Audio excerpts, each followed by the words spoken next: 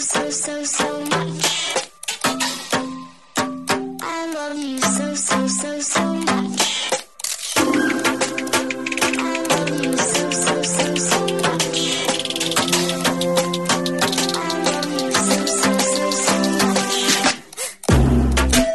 Hello, all you positive heads out there. Thanks for tuning your beautiful brainwaves into another episode of the Positive Head Podcast, where we are firmly convinced that creating success and happiness is rooted in understanding the ultimate nature of reality, and the fact that as human beings, we are all immensely powerful fractals of the one and only source consciousness which creates and animates all things. After years of exploring this awe-inspiring truth on this podcast, I'm super excited to announce that we are now going even deeper down the rabbit hole on the new late-night style consciousness-elevating talk show called Optimistic, which features none other than you, the listeners. Optimistic is taped out of the epic, spaceship-esque 8-bedroom property we call the Mystic Manor that myself and the rest of the Optimistic crew now navigate reality from in Venice Beach, California. And you are invited to come experience a Mystic Manor immersion week with us.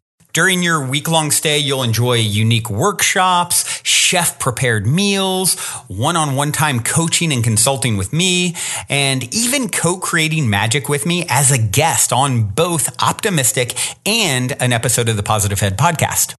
When I started this, my aim with these immersive retreats was to facilitate the ultimate spiritual upgrade and tune-up, so to speak, for our guests while providing them with one of the most memorable experiences of their lives. And I'm happy to say that as of this recording, every guest at the end of their trip so far has told me that they have had a profound and transformational experience at the Mystic Manor and that they definitely want to come back. All that being said, we only have a limited number of spots available between now and next July.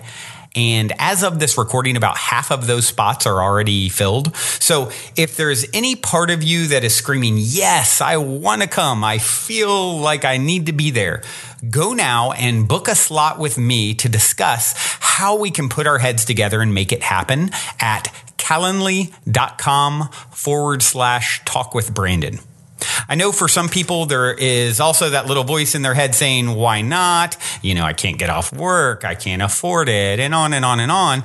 But, really Henry Ford, I think, said it best. Whether you think you can or think you can't, you're right. And I'm confident that where there's a will, there's a way. And I'm personally committed to doing everything in my power, including discounts and payment plans, to get you here if it is something that truly feels like a huge yes for you energetically and like you're meant to be here. Once again, the link to book time to discuss with me is calendly.com/talkwithbrandon. That's spelled calendly.com/talkwithbrandon. All one word, of course. And book in some time and look forward to seeing you soon here at the Mystic Manor. All right, all you positive heads. On this week's Soul Share episode, I'm very excited to have Aarona Lea here with me on the show. Aarona is a teacher, speaker, author, and intuitive oracle reader. She helps to demystify intuition, ritual, self-love, and personal growth while encouraging you to create more aligned wellness through a deeper commitment to your personal power. Aarona, welcome. Thank you. I'm so happy to be here. So grateful to have you. And you're actually here at the Mystic Manor live and direct. I know. Which is not always the case with these, soul shares. And so, it's really, it's an extra special, opportunity for me to actually be able to look and see the person. It's just, with Optimistic, the new show, which I just showed you the trailer for, that's one of my favorite parts of it so far, is actually getting to connect eye to eye, instead of over online and there's this weird lag sometimes. And then I've had people complain in the past, you interrupt. And I'm like, yes, I am overly excitable and there's a lag and sometimes it's hard. So this is so much easier. And as soon as I walked up, for anyone thinking of coming to visit, the energy I just was like, wow. And I was standing in front of the house like, this got to be it. So it was you guys really beautiful. Come out. We still actually, we still have some spots left before the end of the year. So, cool. I'd love to, any of you that are interested in coming out, you can actually book to talk with me about it, calendly.com/talk with Brandon.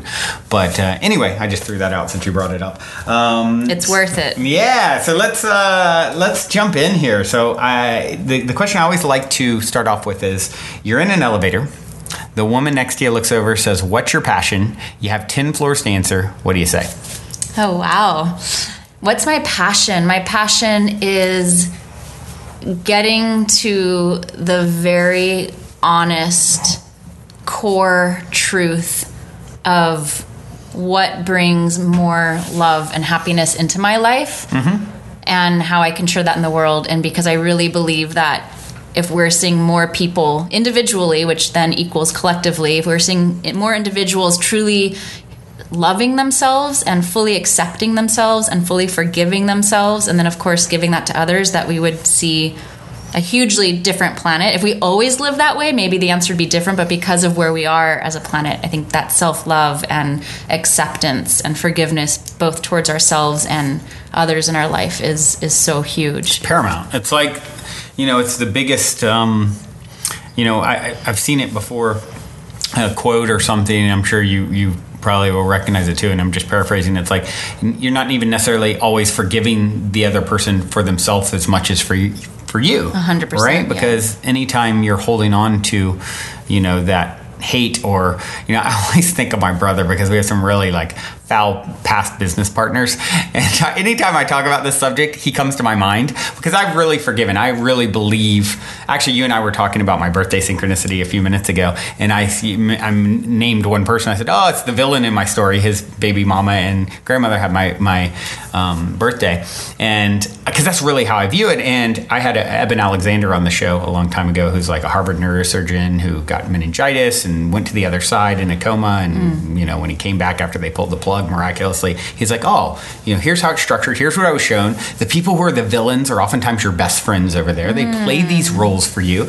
And I love that. Yeah, it really, my favorite book really outlines this, The Little Soul in the Sun by Neil Donald Walsh. And I talk about it a lot, but even just hearing you say that, I just felt like all this love kind of because resentment is something I've struggled with, and we can get into it, but just like the things I grew up with and parents and and it's been, it's definitely been a theme for me. And I feel like resentment is heavy, and it taints the lens, and it can act, I almost imagine resentment, bitterness, whatever you want to call it, as like this vapor that kind of smokes its way into every aspect of your life, your self-worth, your opportunities or lack of, or how you view them, new relationships that come in and how you're perceiving them through that lens. And it just feels like this vapor that finds its way mostly into your self-worth, which then affects your career and your relationships and your health and everything. And so, I think that accountability piece, no matter how badly we feel or were wronged, that, like you said, it's really about choosing to not harbor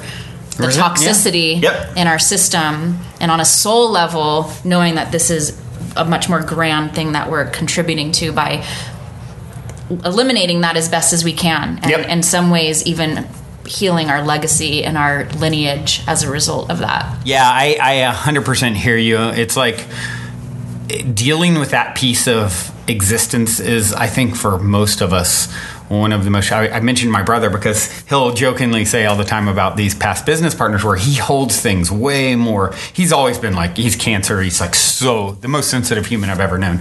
And he holds, you say any or do anything to him, and it's like, it's so hurtful to him. So he'll talk about these, ex-business partners, and he's half joking, but half not. He's like, oh no, I'm over it. As long as I could see them as a paraplegic one day, I'd be good. Something like really foul and and get eaten by, wolves laying, he'll come up with something crazy. And I'm just like, haha, but you're not fully kidding, are you? And it's like, when you really can let it go, and that perspective is one of the most powerful ones, and I've shared it so much on the show, is, understanding that it's happening for you and not to you. And that how we get off that karmic wheel with these people is by forgiveness. And that I definitely recommend checking out The Little Soul in the Sun. Any of you guys out there listening who've never heard me talk about it, it's just such a beautiful children's book you can read in 10 minutes. That The Soul in the Sun. The Little Soul in the Sun. Yeah. Okay. So I'll go ahead and summarize it real quick. And some of you guys have heard me tell this 5 times, but it's okay. You can handle 6. And basically there's this little soul, that's in eternity with all these bright lights, and he starts having a conversation with the sun, I believe, if I'm recalling correctly, which represents like God. And he's like, look, I want to have something, a new adventure. I'm here in perfection and I want to experience forgiveness. And then he's sad because there's, no thing to forgive. It's like a concept that no one even hardly understands. And so he starts having this interesting dialogue with God all about, you always were the adventuresome one. I knew you'd come up with this. And then basically he's like, there's a way that we can do it, but it will take one of your fellow souls, like dimming their light so much that they forget who and what they are and kind of go into this dark place, and to do something to you that you can actually forgive. They'll have to forget themselves. And another soul steps forward and says, I love you so much. I'm willing to do this. I'm willing to dim my light. I'm willing. However, I may get lost once I'm there. I'll forget myself here. And in that moment, I do this awful thing to you.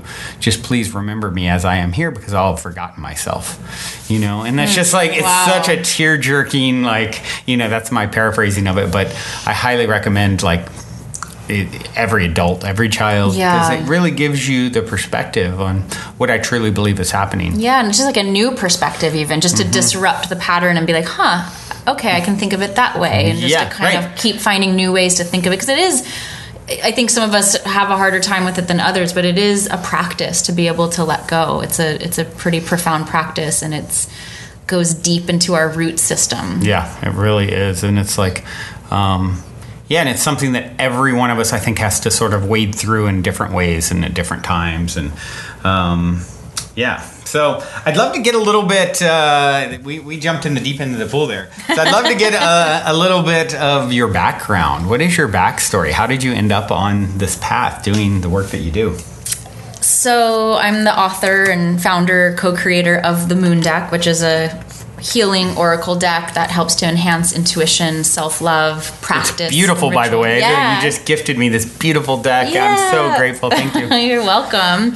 And the deck, the Moon Deck, is not a solo project. There's, we have a team, and Andrea Kay is the illustrator, and my other half in this business. And the deck is very much a culmination of all my years of work, both as a teacher, but also as a student, as someone who healed through her own trauma and has tried multiple therapies, and also eventually became a yoga teacher and formalized everything that I was naturally drawn to. And for me, I feel like so much of what I needed for survival became a passion, and then my profession, which I'm sure you can relate to. And so my journey, 25 years ago, I discovered yoga, and that's when that practice started for me. I was sort of practicing on my own intuitively before that, and always loved to move and dance.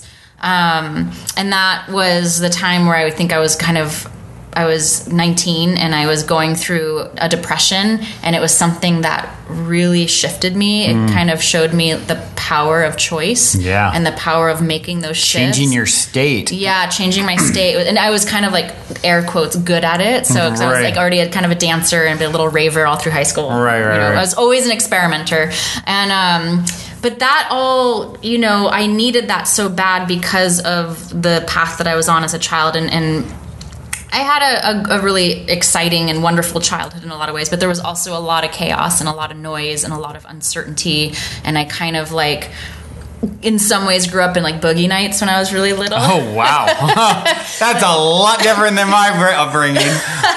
Not the whole time. There was also like, I had a very strict father. It was kind of like, I feel like there was a lot of like polarity in my life. Like down to, my parents split when I was 4. My mom and my dad are like completely different animals. And that polarity continued through my life. So I feel like I have the best of both worlds in some ways. And so on one hand, there was a natural inclination for me, a natural draw to understand spirituality and God. And I used to make up my own languages, and I would sleep at friends' houses because they were a different religion than what I was used to, and I wanted to just understand what they did. And that was all really natural. But then I would also be kind of fascinated with cemeteries and Ouija boards. So it kind of was the full Me too. spectrum. Ouija boards were just like, I know. I just saw okay, I got to interrupt. I don't know if it was a good thing, but it was a fun time. I've got to interrupt you real quick because I just saw the best meme a few minutes ago, and it was like I literally was like an hour ago, synchronistically. So it was a Ouija board. Someone posted it in the Positive Heads Facebook group, I think. It was a Ouija board like meme, and it had a picture of the Ouija board, and then it was like Ouija board. Will I find true love? And then the answer is like, are you hungry? And then the next answer was, Grandma, not now. That's so funny. I'm busy. Yeah, I had some wild experiences with it. I just think I was just so curious. I kind of was curious about the whole I had some wild thing. experiences with it too. Yeah, some that were like, I was like, oh, shoot. Like, okay, like, goodbye. I need to like repivot here. And we're so open and when we're little. But all of that was coming from a very innate curiosity in the other world, in the unseen world, and really just playing with my own abilities and magic and connection. And my mom really encouraged that. My dad thought it was super fishy. And, he just always thought I was going through a phase. Like now I think they finally are like, okay, it's like her business now. But so all of that was on one hand just natural for me. But on the other hand, I think it was a way to feel connected and protected during times where I felt scared. And there was a lot of noise in my life. And my parents split when I was young, and my mom struggled a lot in life. And I just saw a lot. We don't have to go into all that right now, but I think... Yeah, I mean, you saying that your house was boogie nights was like, says it all. Well, yeah. And for those of you who haven't seen boogie nights, like, if you have, you're like me. It's like, whoa, that's quite the childhood. Yeah, for a little chunk of it. My dad was in the music industry. My mom was like... just like always lived like she wasn't going to live tomorrow. And she struggled with bipolar and depression and addiction. And she couldn't always be there in the ways that one would hope. But then at the same time, she really fed and nurtured that kind of magical, mystical side of me that she like really got me. So that was kind of the saving grace there. And with my dad, he's like very business and very pragmatic. And so I kind of got these two worlds. But growing up with that and feeling neglected and feeling... not seen and always validated growing up, and particularly I was really, really sensitive. I'm sure a lot of the listeners can relate on feeling deeply and being deeply sensitive, that our parents didn't know how to handle that. They weren't given a rule book of how to handle a really sensitive seer of a child. So because of that, I felt kind of on my own to deal with that, and was often told like, stop being so sensitive, and kind of what was my greatest gifts got harshly dismissed frequently until I just sort of like shut down inside and felt on the outside looking in, felt like I didn't belong. And so all of that led to a 10-year cycle of bulimia, as I kind of briefly mentioned to you. And I think that was just a way of, control. And anyone that's dealt, any trauma is trauma. It's all relative. There's no bigger or smaller trauma. But if you do have a lot of trauma in life, it literally starts to shift if your nervous system is developing under a certain level of noise and trauma, that's going to create a certain level of anxiety and a quicker dose of overwhelm during stressful times where other people might be able to manage that. So all of that sort of shaped my nervous system in some ways. Of course, there was other beautiful things shaping my nervous system as well. And there's a lot of love that kind of cleanse through that, but it pushed me into wanting to understand myself a lot more because I was suffering. Right. Luckily, sure, I experimented with partying and things like that. Thank God somehow, like I had a very strong inner like alarm that didn't let me push too far. I somehow stayed tethered to earth and to spirit during even my most experimental phases. I think because of what I witnessed with my mom, and luckily that was the direction it went versus becoming like a freaking heroin addict or whatever.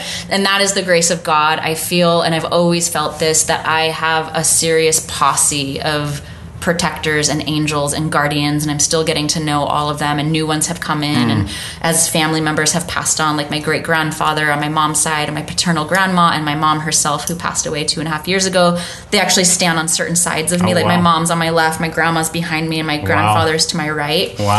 And so that's part of my journey, and I think I had to heal because I was so in the dumps. And I think when we're in any kind of addiction or cycles of trauma bonding or whatever it is, that if we look at that, they're actually a series of patterns and rituals, just unhealthy ones. And so even something like an eating disorder or any addiction to substance or even addiction to certain emotions and behaviors becomes strangely ritualistic in a way. Yeah. It's a series of rituals because we're habitual ritualistic in nature. So for me, I started to have to really learn, and this happened through becoming a student at a holistic health counseling program and yoga and all these things that were tools, different types of therapies, very natural inclinations to study my own things. I was a little tween witch, whatever. And like, I was like totally into, I was like, okay, like show me how to speak these languages and call in this and work with crystals and all of this combined, which is why I said the moon deck's kind of a culmination. I feel like the voice in the moon deck speaks to all these younger versions of myself into womanhood that really needed that validation and that reflection, and to be told that like, no, you're good, you're okay, you're powerful, you're not a piece of shit, you're like step fully into it, there's a way through this, right? You're not, everyone listening, like everything is healable, you're not tainted or tarnished. Right. Sure, we have some like battle wounds and some beautiful scars and some texture to the tapestry. Great. Right. But we don't, but it's not a permanent. It's like the Japanese. The gold. Yeah, where they put gold in between the cracks. Exactly. To basically make it even more beautiful based off of the break or the scar or whatever. Yeah, and I think that was always like, I just feel like I was raised, my dad, Judaism was the most consistent. Mm-hmm. My dad mostly raised me. So there's Judaism, but then my mom was raised Jehovah, but she became a Buddhist, but we'd celebrate Christmas during the holidays. Woo! So it was like I was exposed to all this stuff. So I don't know if it was nurture versus nature. It feels like a mix for me, but that's a little back end on my story. And I think eventually I did photography. I traveled the world a lot, and then I became a full-time yoga teacher and holistic health counselor. And then that has moved now into being, more of an entrepreneur of products that are the tools for all of this that I'm talking about, this deep healing, for us transforming doubt into trust. Because I know self-doubt very well with the stories that I shared. Sure. And so shifting that to trust and really honing in on like cracking the code to what our personal intuition is and how it speaks to us both internally in an embodied way and externally in the way that signs and messages speak to us. So that would be part of what I say to that woman in the elevator too, is like that piece of intuition, the internal embodied piece and the external kind of universal piece, and how we navigate that and listen and learn and validate what we see again and again, especially if we grew up being dismissed, with most of us have just in the society. Right. So right. It's like we're bringing back, like, no, the unseen is true. Like, get out of the spiritual closet and stand boldly. And the spirit wants this from us right now. Like, we need to fully step into it. We're the ones who are bringing it, There's so many people who are making it just a little bit more accepted and a little bit more accepted and a little bit more accepted. And I think it's, 100 years from now, we'll look back and be like, oh my gosh, can you believe those cavemen and women didn't believe there was a, spirit world or other dimensions that are interacting with this one? Oh, wow. But we're really so just primitive. Returning to the origin, because indigenous, where we've all come from, this was like just the way. It's all just like ebb and flow. We just keep repeating the same shit every century. Well, that's what the Mayan sort of cycles that they talk about, these 13,000 year cycles. It's like I've heard it even explained like. Why do we have them? What's the separation of it all? Okay, here's my take on it. It's like. The breathing in and out of God. It's like even when you look at it, things physically, what they think what we began as this infinitesimal speck of matter, this is one theory, that exploded outwards and still is separating, right? That's like the breathing out of God. And then back in, they think it may retract and collapse back upon itself one day. So what is God, source, higher self, consciousness? What does it do throughout eternity? No time, right? Well, separation, unification, breathing in, breathing out. Can't know that what you are unless you know that what you are not. You've had enough of separation. Oh, it's time, new cycle, time to come back together and reunify. Okay, we've so reunified for a bazillion years, maybe it's time for separation again so we can have some contrast and context. And that's my own theory and belief as to why the dance happens. And it's from one perspective, is it just this infinite kaleidoscope cycle that that's always happening, or is like one side of that spectrum like continuously trying to save us, whereas like the other force is like continuously trying to save itself? And I think it's so multi-layered. It is. I think whenever you're talking about these kinds of things, and obviously we're trying to wrap our little human perspectives around them, our little human minds, and it's like the way I view it is relative truths. So you and I are separate. That is, from one perspective, we can make a argument that many people would agree. We're separate, sitting here right now. You and I are one. There's another perspective. Both are true. It is a divine dichotomy. Two apparently contradictory things that both hold true depending on the vantage point from which you're viewing them and discussing them and exploring them. So when you start talking about like this broader, ultimate nature of reality, now it gets really like, well, what is it like? I think from one perspective, it's constant somewhere. From one perspective, they share. I remember it was Osho, I think the first one I really heard talking about this, and it was almost unsettling, but also resonated in some way. It's like, well, God, source, emerges from the void, from nothingness. And at some point it's all nothing. At another, so one hand side of the coin is annihilation, nothingness, void. We don't know what's there. There's no reporting back from it. From another side, it's God, and it's all that is, and it's always ever been, and always will be. And it's like these relative truths. It's like the sliding scale of perspective. And which vantage point are you peering through at any given time? Right. Yeah. And trusting what we feel like. Because we don't really know. The only way we're going to know is taking the journey. Exactly. And we can sit with the greatest experts on all of this, and like at the end of the day, we still don't like actually know. But that's why it's so amazing, because that's why we want to bring back the power of the imagination and the imaginal world, because I think there's so much in that. Everything we see around us started from an imaginative intention. Absolutely. And I think there's something in that kind of speaks to all of this. So it's pretty beautiful. It's amazing. We're doing the dance. We're in it. Dance. So there's no way out once you get on that road. You talked about embodying intuition, and that's something that you speak of, ultimately, or quite a bit from what I understand it. And also, dealing with trauma, and how I'd love to just hear maybe you talk a little bit about, obviously as someone who's created the moon deck, you're very tied into, intuition and using these sort of rituals and things to unlock that. And so I'm curious, I'd just love to hear you talk a little bit about how someone taps into their intuition more, and what you found. And of course, since almost everyone is dealing with some level of trauma, how does that actually affect that ability?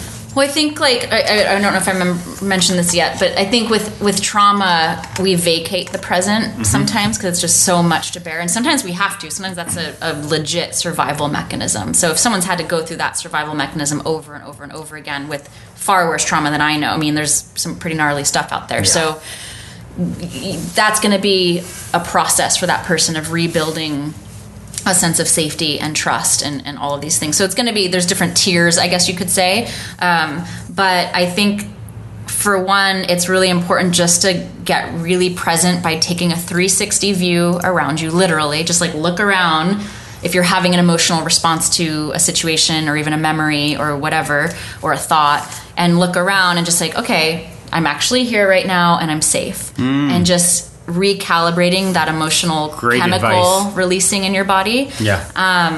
And I mean, I think that's why yoga was so, and dance was so huge for me because it just kept pulling me back into my body over and over and over and over again. Right. And so I think that it's just a practice of being present through the breath, through feeling your own body weight. Like right now, just actually feeling how weighty your body is and like boom, just kind of dropping into that and feeling the gravity of your body is a way to get very present in your body, to feel your feet, to just kind of scan the body quickly, and to feel what you're feeling inside. If you're speaking to someone or you're in an environment or you're even by yourself, are you feeling a sense of resonance or dissonance? Are you feeling a sense of contraction or expansion? It's not like you have to act on that, but even just that internal awareness. So you can be practicing this with people around. They don't have to know you're practicing it. It's this consistent inward practice that's happening of like, where am I? Do I feel resonance or dissonance? Does my body feel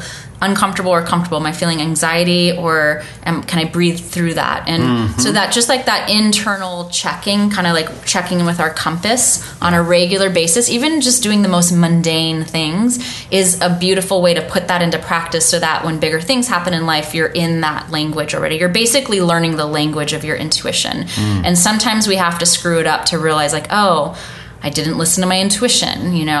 I've done that in pretty major things. So I think because for me, certain levels of insecurity and self-worth and body image and like all of these things that I've struggled with and still have my days with sometimes, but have certainly come a long way. All of that practice has shown me the relevance of those continual inner practices. For me, it shows up as prayer. Prayer is really huge for me.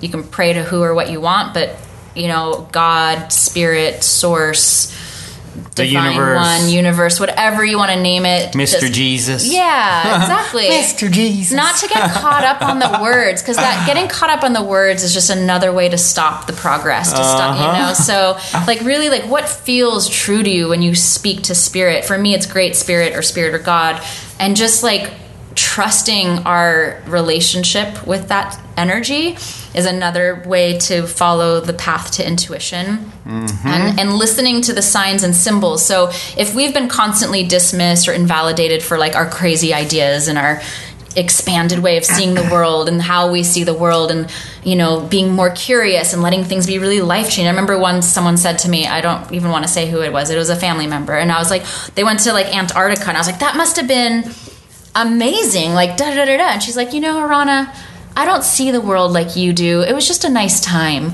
I don't see like, you know, because for me it's like every major trip's going to change me a little. Yeah. So I think keeping that like curiosity alive. Childlike wonder is everything. The childlike wonder is a way to be intuitive, to trust the resonance or dissonance we're feeling in our body. You might not be right all the time. It's okay, but just trusting that and building that trust. Noticing the embodiment piece of intuition. What are you feeling viscerally in your body? Drop into the weight of your body. Feel the space you're occupying on this planet right now. Take that 360 look. Know you're safe. Know the reality of what's going on. And then the external practice is noticing the signs and the symbols. For me, it's a feather on my path. Whenever I see one, it's like the perfect timing. I needed that reminder. Or since my mom passed away, she comes as a hummingbird, and now I just think of her whenever I see a hummingbird. But there's been like really insane moments where that hummingbird came in, or some, you know, might be 11:11, or maybe you open a book randomly, or you're driving and a sign says something, or you overhear a conversation. It was exactly what you needed to hear. Validate those moments. Don't dismiss them. Stop dismissing your power because we're used to that dismissal because of what we grew up with, right? So it's like start to give yourself that validation and build that confidence from there. Validate the way spirit's speaking to you in the world. Validate what your body's telling you over and over and over again until it becomes home. Yeah. You know, it's funny because one of the things that we were all taught, of course, was you kind of hear it. It's like a known thing, like, oh, you know, your head's in the clouds, you know. Totally. You know, sort of like crushing. Like it's a bad thing. Yeah, like crushing imagination, you know, of children. Like, okay, you know, snap back to this math problem and like, you know, quit daydreaming and all that. And that's where like even like Einstein said, imagination is more powerful than any like knowledge, any, you know, that's all, everything like you said earlier comes from that space. And so instead of like flipping this sort of perspective of like, oh, I need to be really, really grounded. Yeah, it's good to have a healthy balance of not being too lost in the cloud, so your feet are never on the ground and you can't ever ground anything into your reality.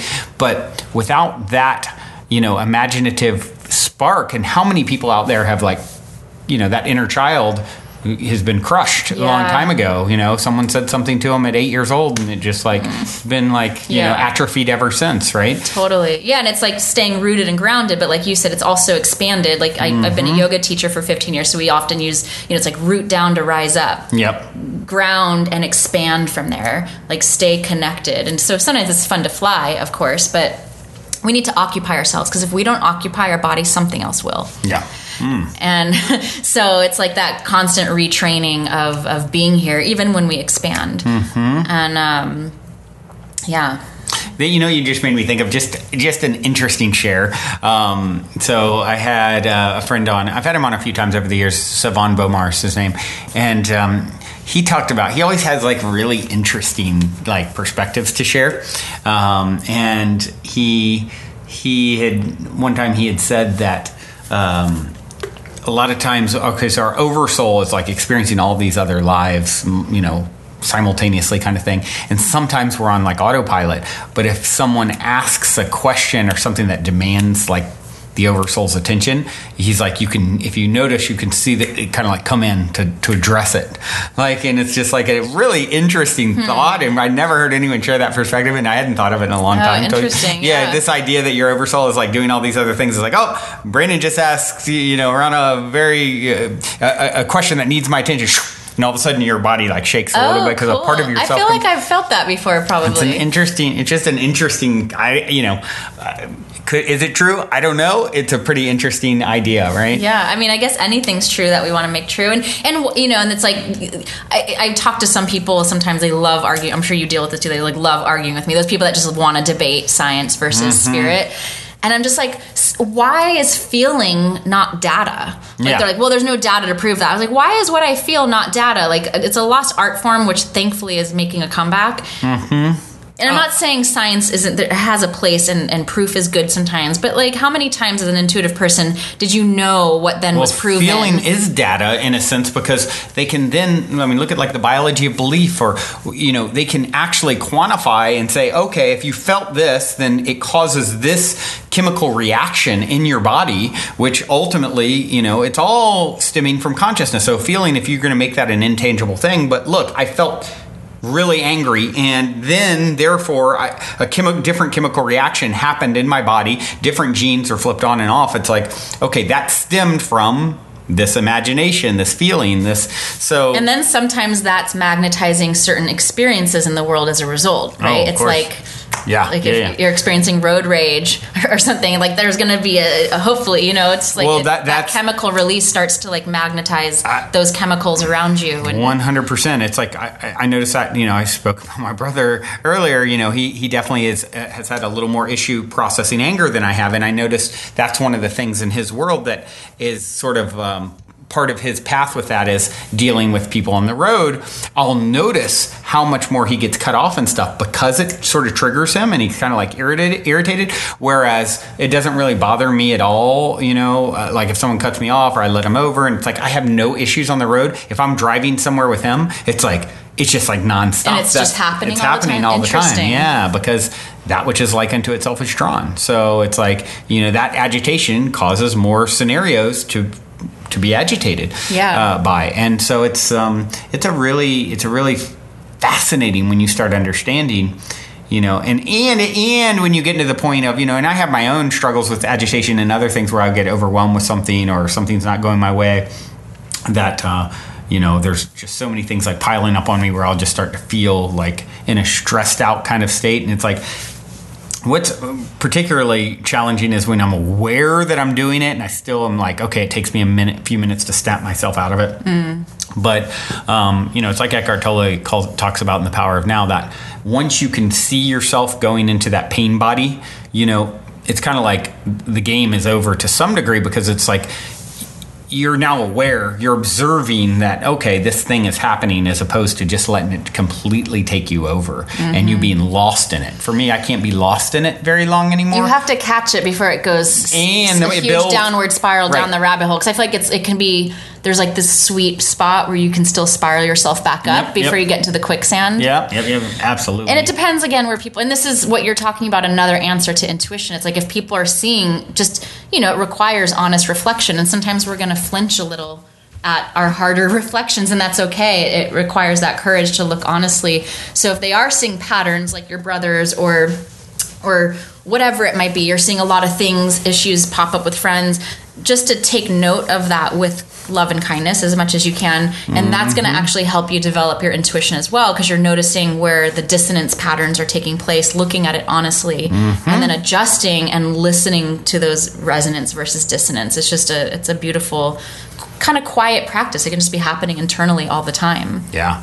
It's good. Like, when your heart is closed down, you are disconnecting from all your power. Yeah. And it happens. And that, for me, that helps me from a very real world kind of perspective of like, okay, maybe I'm not feeling fluffy and, this is all rainbows and unicorns and screw that. I don't want you rainbows and unicorns right now, whatever. However, if I want to feel empowered, I better not be closing my heart, because if I'm closing my heart, so then sometimes that can really help me. It's like, okay, you're like pulling the plug on all. It's like you have no gas running in your tank if you're closing your heart and you're in that sort of state.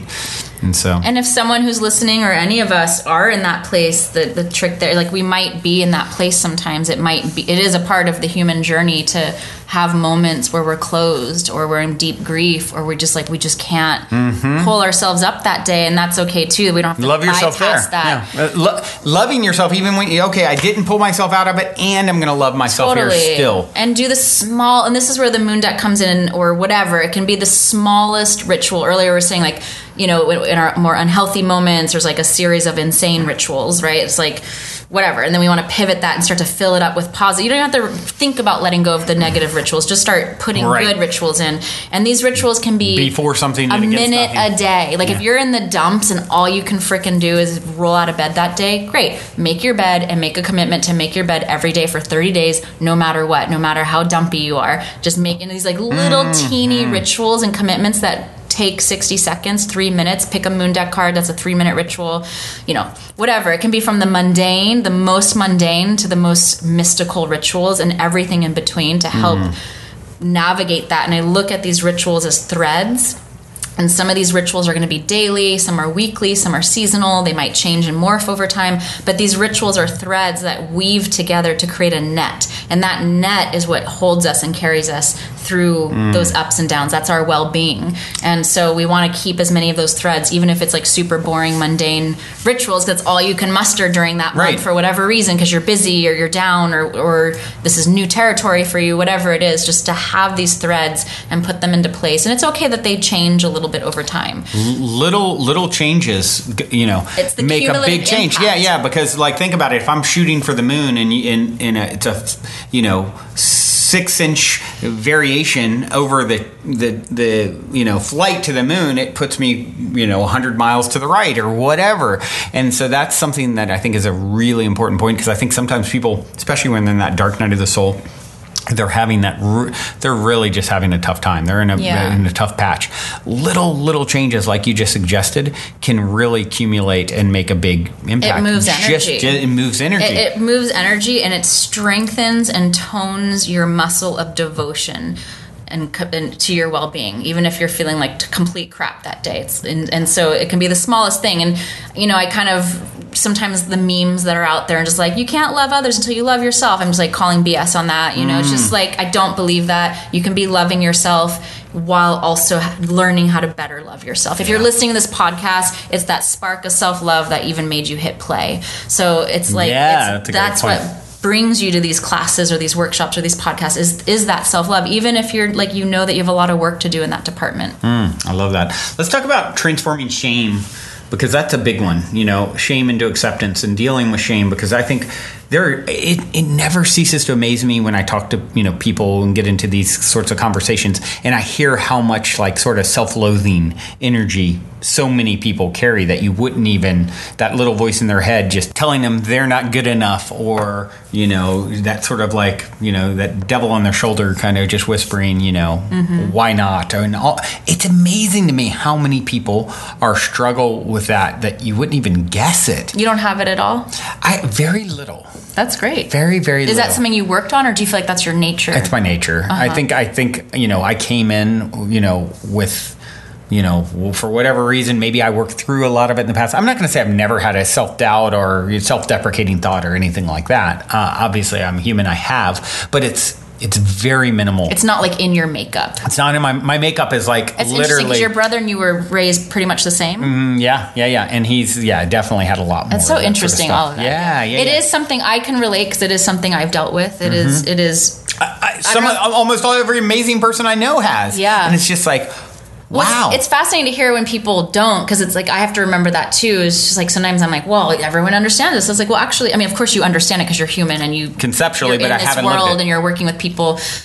But yeah, you might not. You understand it. You might have an off day, but you might not understand the depths of where it can go. Right. And it's depression painful. And like speaking of my brother again, anxiety attacks and panic attacks and all of that sort of stuff. Yeah, and for me, it is something I've dealt with, and I don't know if it's like nature versus nurture and like that whole thing, because I'm such an empathic person and sensitive, and my mom struggled so much. I saw a lot of sadness. I saw some violence. I saw like a lot more than a child should be seeing. I had to like stand and kind of protect my mom at times. And so I don't know if because of my empathy, I might have learned, I kind of took it on to help her. I think I almost, when she died, I felt like she took so much of the junk with her. It was we had this unbelievable conversation a week before she died. I think she knew she was going. Really? And it was this, like, I got off the phone. It was an hour and a half conversation. It was such a good conversation. And like my cells, I was just like, I just feel like something shifted in me. Wow. Yeah. It was pretty interesting. And like, I think it's so important people move on just to hold them in the highest, and I think it's good for their soul, it's good for us, but I did learn a lot of that self-loathing or even like a victim mindset through watching her, that I've had to really work through and take ownership of and be really accountable for, because I want to get to the other side of it. So part of, to answer your question, the shift from shame to acceptance, from self-loathing to self-love, from anxiety to presence, from doubt to trust, like that's so been my kind of roadmap. And I think the way there is to have these conversations, because shame thrives in secrecy, and shame is definitely a killer. I would pretty much take a healthy guess that most people that don't make it through that like shame is the thing that kept them isolated. And so as people who are, like yourself, who kind of have that balance, or people like me who have come a long way and understand it and can have that compassion, that we do our best not to judge those who are struggling with the shame, because the judgment just makes them feel so small. And and I did that to my mom a lot. I struggled. I felt so helpless. I judged her. It just was like very confusing. And I know that it just makes them drift away further. Yeah. So it's intense, because it's like, someone has a broken leg, you're like, oh, your leg's broken, go heal. Or even cancer, go heal. And then someone has a mental health issue and it's not looked at always the same. It's a little bit of a slipperier slope. It can be a lot to be around. A lot. It is. So it's tricky how to navigate that, but people do have to. The thing is, at the end of the day, whether it's nurture or nature, it doesn't even matter. At the end of the day, whatever side of that spectrum you are, or wherever on that spectrum you are, you have to take ownership and be accountable. Like, even on your darkest day, you still have to be the one at the end of the day to get your ass up and like call a good friend, or call that person who isn't afraid of your ugly side, who can love you through that, or call a freaking therapist. Like, you have to make the decision to do what you can, no matter how big that shame is. Mm-hmm. You can listen to amazing podcasts. You can use the Moon Deck and other amazing tools, which decks have helped me. It's why I created a deck, because they were like a lifesaver to me. And so it's using these tools, you know, getting a counselor, therapist, shaman, teacher, whatever you want to do, and start to pull yourself out of the isolation if shame is doing that for you.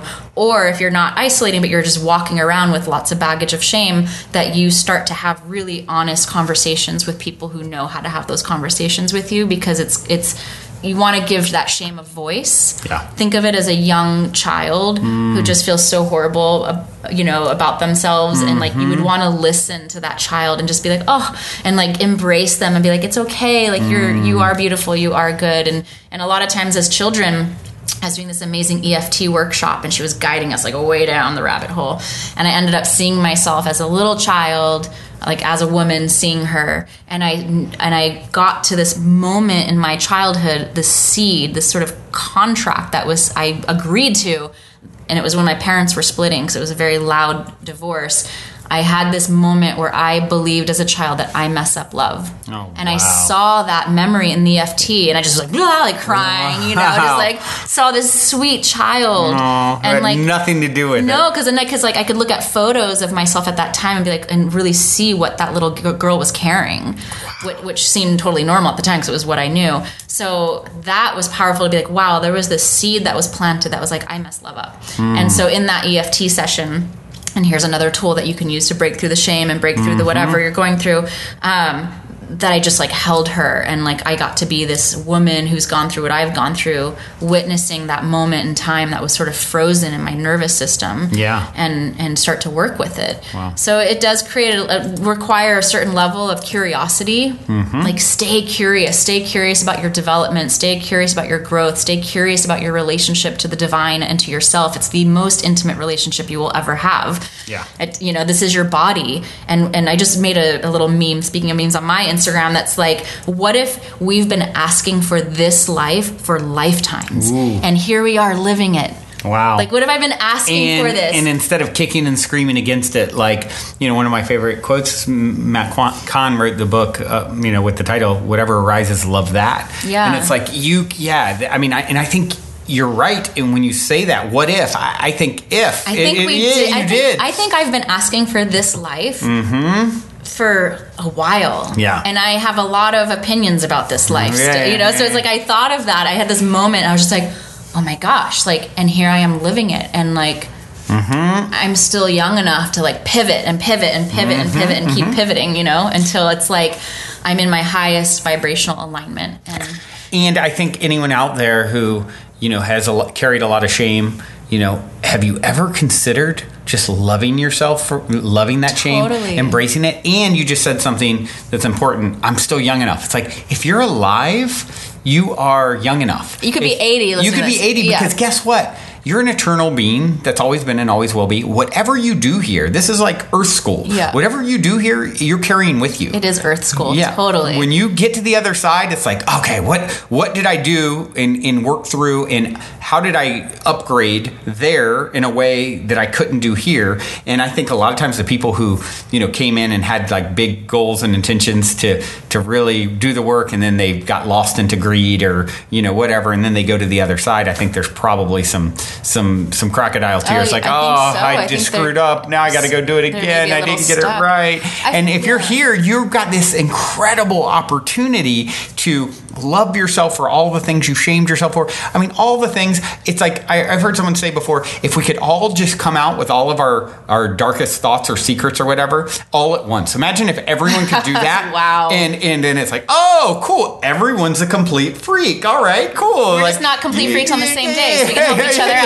Yeah. So it's like, just give yourself a break for whatever you've been through, wherever you've been beating yourself, whatever you did wrong 10 days ago or 10 years ago or any of that. It's all part of the process. Like, you know, the potato, for it to be good, has to be boiled. You know, Yeah. It's like you're being, you know, the friction polishes us. The friction is what polishes us. It's an opportunity. And like going back to what you said at the beginning about that book, it's like, what if we signed up for those lessons and like our soul was like, I get to learn how to like become a phoenix out of the ashes. Right. Like that's my, and Totally. and some of the greatest teachers and artists and inspirations in the world had that dark night of the soul, have material to create and build from. We all do, every single one of us. And we've all been handed a different, like you have more ease in this department and I'll have more ease in a different department. Yep.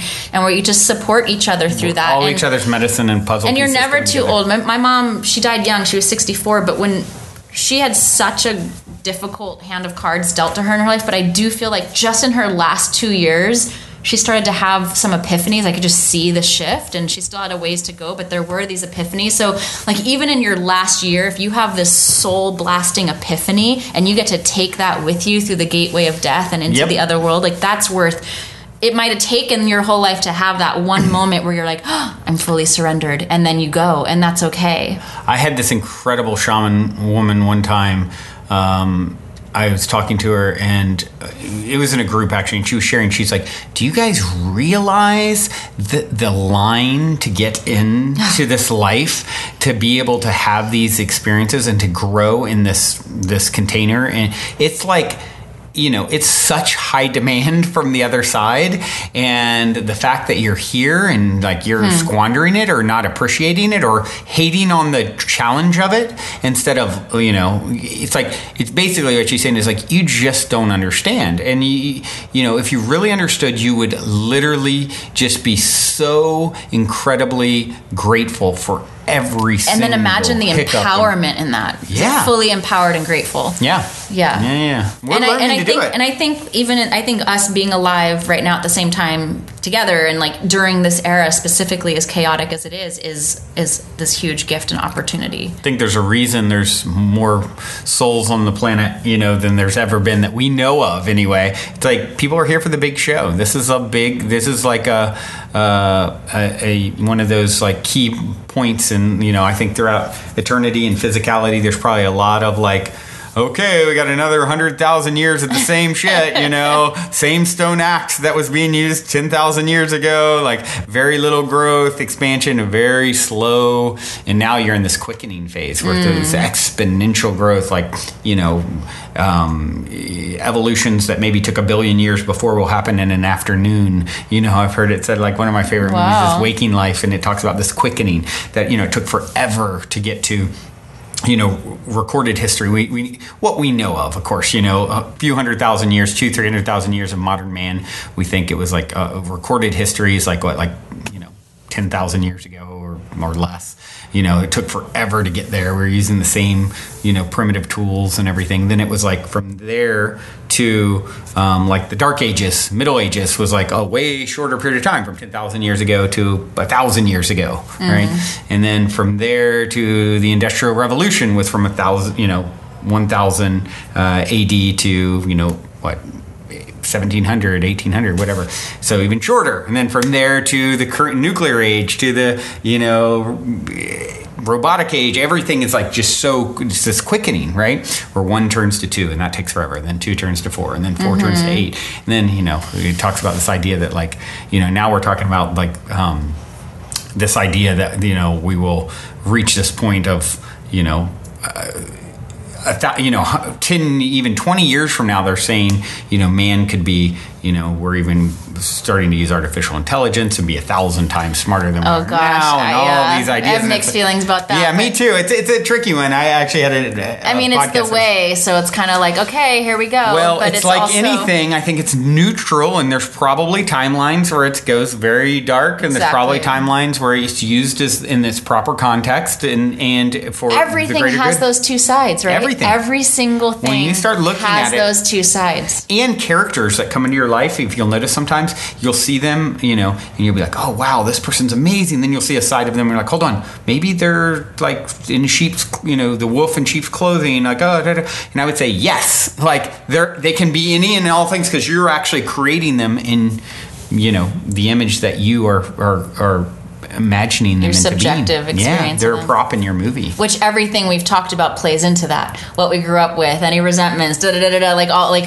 living, having forged a strong journey of gratitude, like whatever those you are, wherever you are with that, that's going to color the lens in which you see these characters coming into your life. Yeah, And totally. but that's where the curiosity can help neutralize it, just to be like, let me just be open and curious about this interaction and expect the best from people. Exactly. Don't let your past color how you're treating. A lot of us get hurt, and then it's like, oh, heart closed. Everyone's out to hurt me, gonna get me. I'm never gonna love again. That guy broke my heart. That whatever the story is. No, like blast your heart open. Become like a child. Be willing to risk it all for all the goodness. Like I'm willing to constantly stay in that state at all costs. And I think all the good things come from from that courage to expect the good. Until I've seen otherwise, that's what I'm doing with everyone I encounter. Right. I guess that's like a control thing, huh? People trying to control the outcome of everything out of the fear. Oh, yeah. Well, if I could just put myself in a box high enough on a shelf, I can really protect myself and have no sort of life experience that's worth even being here for. Right? You know what I mean?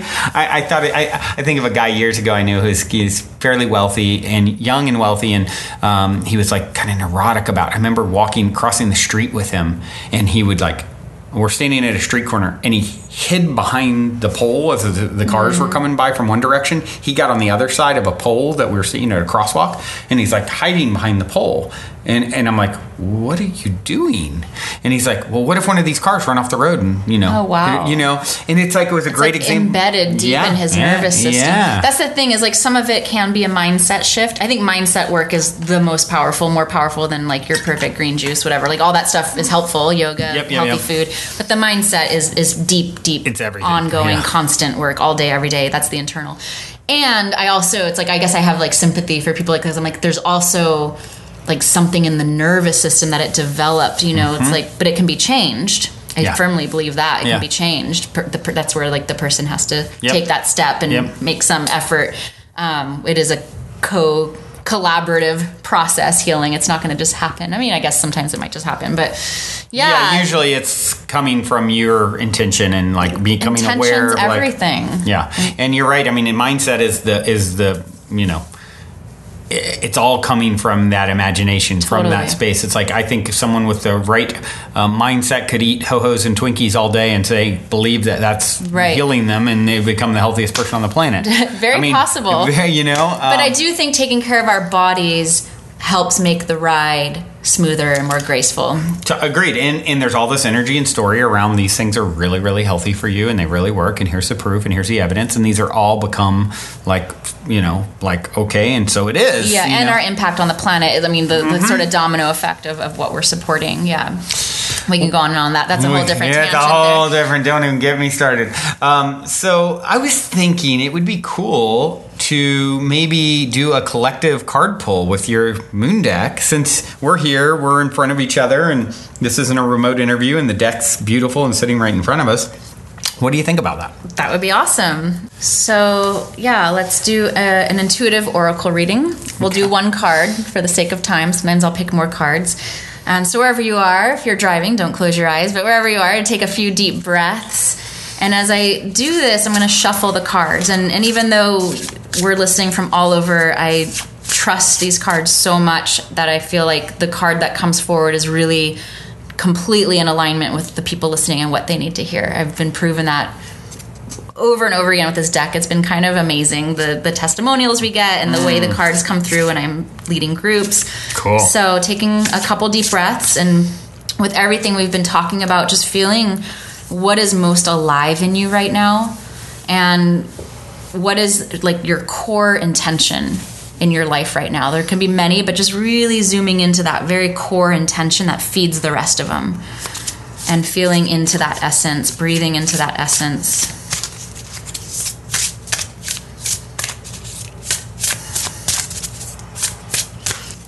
So I'm actually feeling two cards.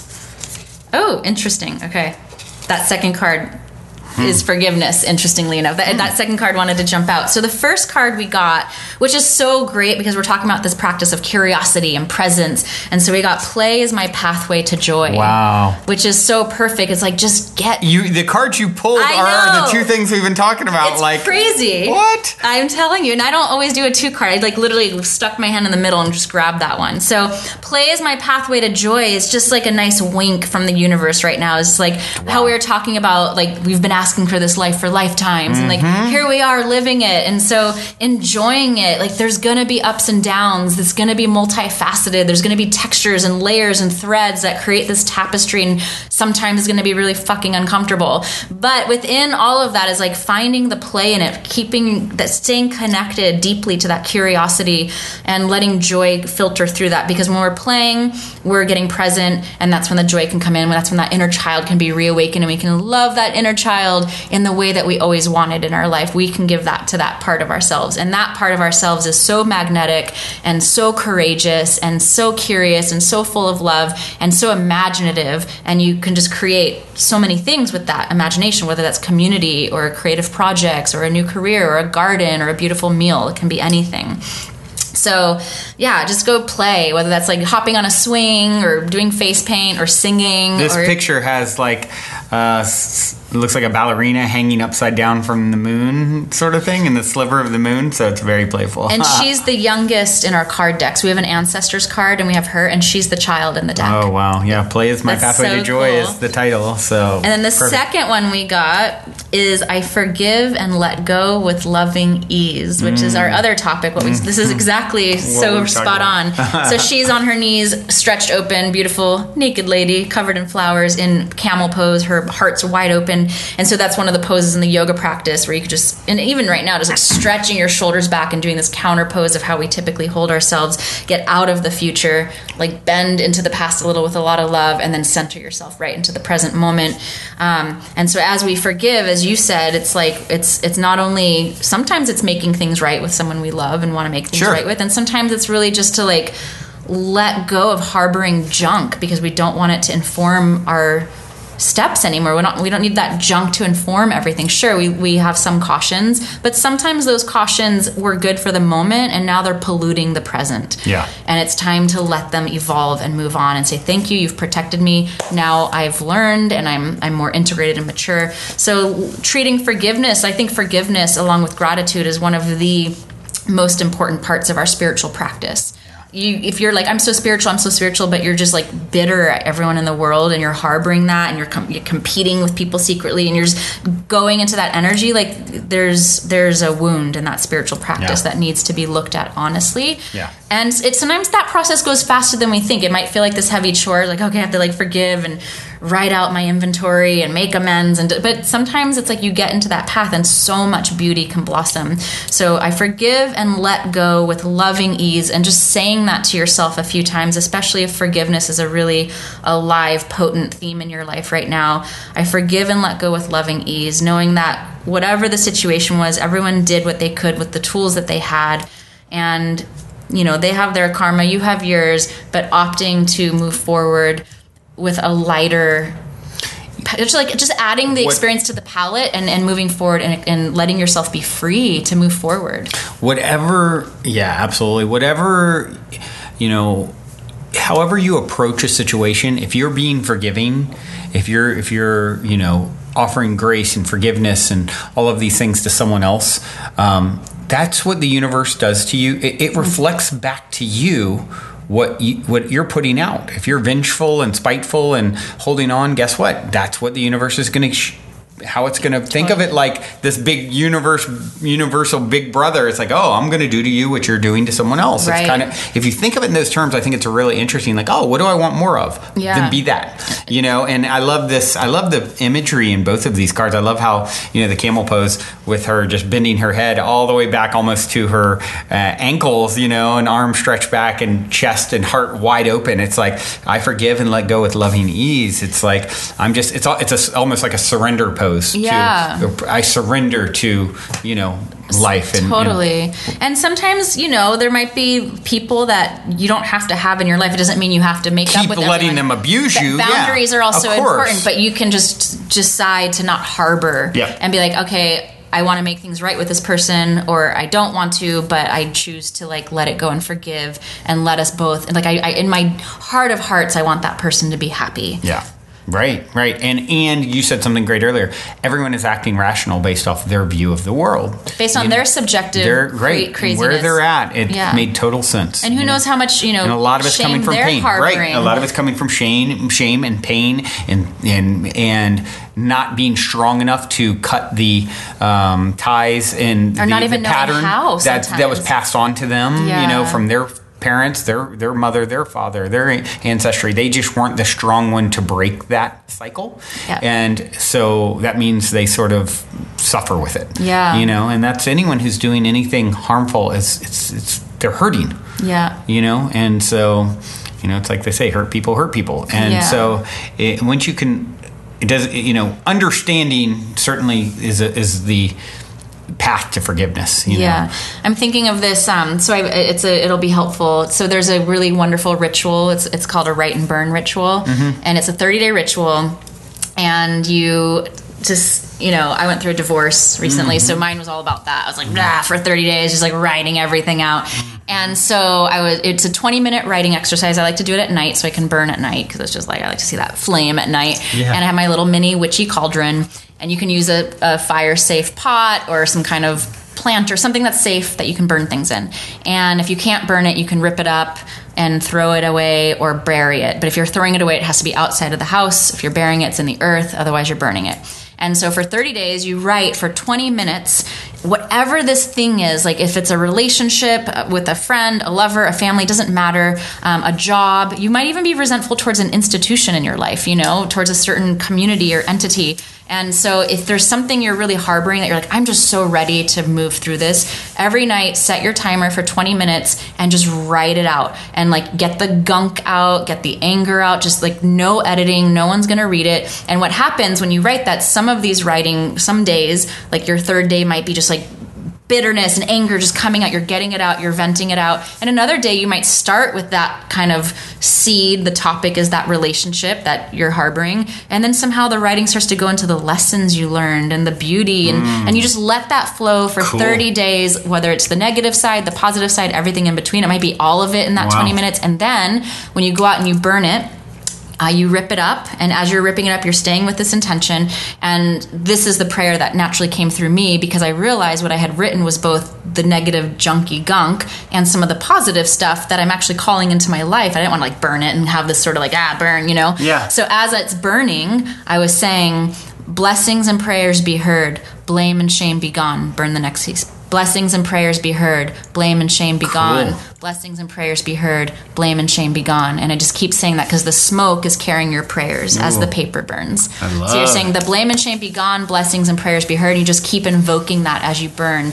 You burn it every day for 30 days. And then at the end of the 30 days, I took the ashes and I released them on a big hike. Wow. And it's just if nothing else, it's a great cathartic release. What a great ritual. I think rituals are so important and powerful because they're like permission slips, you know. As Bashar calls it, he's look, you're such a powerful creator being. You create these sort of rituals, and then it gives you it's putting energy into it, and you're writing a permission slip, and that's a beautiful one. And letting yourself deal with it. It's deal with it. Take 30 days and write about it. It's not just this idea looping in your brain, or you're just bitching about, whatever. Although that's fine sometimes, but just deal with it in a way that has some magic, that has some ritual, that has some spirit, that you're empowering yourself to invoke that which you want to call forward now that you're moving into a new chapter. Cool. Well, this has been awesome. As we sort of wind down here a little bit, one thing I always like to get out of people is a story of synchronicity or serendipity or positive paranormal story or some little bit of magic. And I'm guessing you have a lot of bit of magic that flows around your life. Is there anything that sort of bubbles up that you'd care to share? Gosh. Well, I can say that I think that coming back to intuition and being on our path, that when there's a lot of serendipity and synchronicity, it's a wonderful sign that you are on the right path. It's Agreed. like you like surf the waves, you're like, yeah, cruising, You're on and your highest timeline. yeah, so that's always a beautiful sign. And I mean, gosh, can you zoom in a little bit based on like what are you feeling that you want to hear? I mean, I love hearing stories of synchronicity. I think they're inspiring and they invoke more synchronicity for everyone that hears them. But I also really love positive paranormal stories. Yeah. Like, oh my gosh, this thing happened and, the UFO landed in the lawn and whatever it is. God, yeah, I have so many stories. So so synchronicity and serendipity. I mean, I feel like in some ways, even showing up here, I just moved down the street 10 minutes She away. walked over. I walked here. I was like, Walked to the Mystic Manor. This is amazing. And I even just finding this home. I was in Bali for 2 months recently, and my intuition was like boom, just coming through. And everything that's carried me these last 2 years since the divorce and my mom died, it kind of all happened at once. I got to LA, which is where I was originally born and raised. I was in New York prior for many, many years.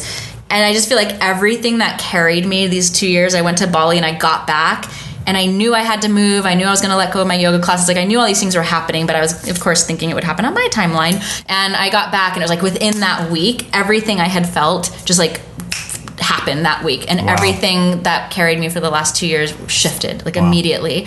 And that's why I'm living on this side now. So and the place that I found just fell in my lap. And so that's a really cool, more pragmatic synchronicity. And a more paranormal thing, since we were talking about a little bit ancestors and these other worlds, is that and this is coming back to us really trusting when these things happen, even though it might seem a little out there, and starting to validate and not dismiss these experiences because they get stronger as we start to really listen and connect to them. And that's where the serendipity starts to happen as well. We start to dial into this magic and this dimension that is so needed on the planet right now. And within that, being very discerning, of course. Discernment's really important in this work as well. And so I was, my paternal grandmother died over a decade ago. And I knew she was sick, so that wasn't a mystery. She had colon cancer, but she wasn't doing well. And then it was around my birthday, August 1st, and I was meditating, and I had this crazy vision of her in my meditation where we were together in this sort of liminal, wall-less white room. And I just kind of let my imagination back to letting our imagination unfold. In my meditation, I just kind of went with it. And she entered this room. It wasn't even a room. It was just this white space. It felt very liminal. I didn't know where we were. And she was struggling in this vision to let go. She's like, I don't know how to let go. And I just started breathing with her and helping her. I don't even know what I did. I was just letting the meditation go. And then I finished my meditation. I was like, well, that was interesting. Okay. And then there was a message from my dad that my grandmother had died that morning. Wow. And that was a really okay, I just got chills. It's kind of this affirmation, I don't know, maybe I'll go towards... You helped her let go. I helped her let go. And then my grandmother, Edith, I'm usually wearing her necklace. I'm not wearing it now. I took a Developing Your Intuition course last year with a wonderful woman named Naha, and there was one of the workshops, it was an 8-week course, and there was this was just last year, so my grandma died 13 years ago. I thought about her, I wear this necklace, but I didn't have this deep connection. It just got reactivated last year the 8-week course had 2-hour workshops. This one was all geared towards ancestry, and something in that workshop activated my connection to my grandma, and that's where she for now is standing at my center behind me. Wow. And has helped heal my relationship with my dad and my stepmom, which is still in the works. But some of the stuff that I was talking about earlier, the resentment, just my own stuff. Yeah, she's been she's this force of stability and steadiness. Whereas my mom, she's direction and protection. My paternal grandmother is steadiness and stability and forward, just anchored. And then my great grandfather, who's the Native American side on my mom's side, Choctaw, he's all about your inner ear and intuition and more the paranormal side. And you're aware of them all around you. Yeah. Wow. And then in Bali, something that got activated, I was in a meditation, was soul guardians. They're at my root. They're at my feet and legs. And I had never really worked with that term soul guardians before. And they're we're the ones that have been with you through it all, beyond this lifetime. We've been with your soul since the beginning. Wow. And those are my soul guardians. And I don't even know, they don't look like much in my I want to meet my soul guardians. Yeah. Yeah, we have all these layers. And it's just going with it. And it's whatever. No one else has to believe in it. But for me, it helps me feel guided and protected. It helps me come back to myself. And that has to be positive. I've been coming back home to myself through the reminders of this like energy that's around me and the way they talk to me. And, you know, sometimes I screw off and like I have to get back on track, or like, and they're just like, you know, but they're always there for me. So, and a lot of ancestor work has been coming through like the last few years in general. And I would definitely see myself developing in that direction more and more, is like working with that. And, you know, death doula is like a thing now where you help people cross over and you help the family remember that it's not about them, because everyone's like, oh, like freaking out, crying, and they don't want the loss. And so a death doula would help them pivot the energy to really help this person cross. You already did that, and like that was like something that was sprung on you, right? With spiritually with my grandmother, right. yeah. It was like I kind of like was like, oh, I think I told my dad, and he was like, oh, that's interesting. He didn't really, I don't know. My dad's interesting. Like, there's a part of him that like really gets it. He's oddly says these Zen things, and then he's definitely more like, you can't feel your way through life. And I'm like, no, I can't. Don't tell me I'm screwed. I have to feel my way through life. Right. This is what I do. So yeah, those were some cool paranormal, some serendipity, and just listening to those breadcrumbs on our path, you know, and like and validating them and giving them the love of your belief. Like believing in them is love. That's wonderful. You are wonderful. This has been so epic. What is the best way for people to connect and continue to follow your work? Yeah, so the Moon deck is an oracle deck. It's happily we print on FSC certified paper, which is more consciously harvested paper. It's also plant-based ink, and cool. And so you can find us at www.themoondeck.com. You can find my personal work if you want to be in touch with me for a reading. Aaronalea.com, AARONALEA.com. I guess you'll have that in the notes. And then on the Moon Deck Instagram and Facebook page, we have both going at the same time. Every Monday we do Moon Day, which is me getting on there live video, picking a card, giving you a ritual for the week, and then riffing off of whatever feels most alive for me based on these types of topics. And that's Mondays at 12 p.m. Pacific Coast time. It's free. Cool. So you can, _Moon Deck on Instagram and Aarona.Lea on Instagram. Those are the best ways to find us. Cool. Yeah. Well, I do have one final question for you today, and it is my very cliche, canned question I always end off with. In 60 seconds or less, what is the meaning of life according to Aarona Lea? To keep learning how to expand while grounding into love for ourselves and others and our experiences over and over again, to keep learning, to keep pivoting, to return to love, to return to love, to return to love. You are the embodiment of that. Thank you so much for showing up and walking over, my new friend and neighbor. Yeah. Yeah, I look forward to you guys. If you come to the Mystic Manor, Aarona will be around here, I think. I will. Yeah. Oh, until next time, everyone, journey well. Love you so much. Ciao. And if you're feeling the call to come for a week retreat-style Mystic Manor immersion, remember to go now and book your time to speak with me directly about stepping into the optimistic vortex at calendly.com/talk with Brandon while there are still spots left. Otherwise, I look forward to co-creating magic with you at the Mystic Manor.